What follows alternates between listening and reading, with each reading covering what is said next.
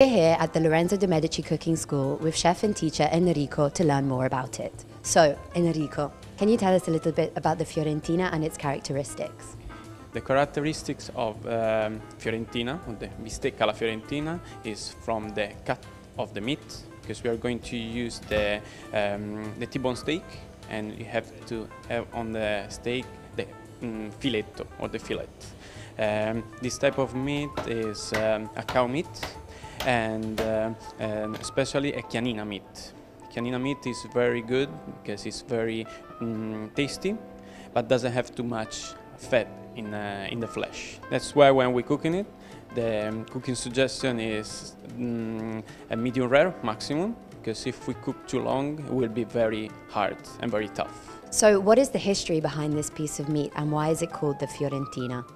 The history of the bistecca alla Fiorentina is we come from the UK, because some people they arrive in Florence during the San Lorenzo period.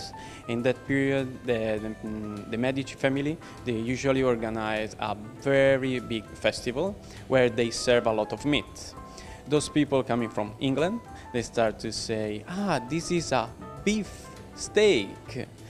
In the Fiorentina style. That's why the Florentine people they start to call it bistecca, because it's very close to the sound of beef steak, and alla Fiorentina because it's in Florence. And most importantly, how do you prepare it and how do you eat it?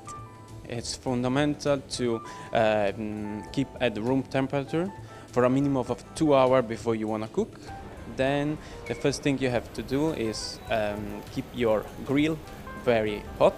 When you buy your Fiorentina steak, it's fundamental, has to be no less than 4 fingers. And then as fundamental has to be stand up on top of the T-bone.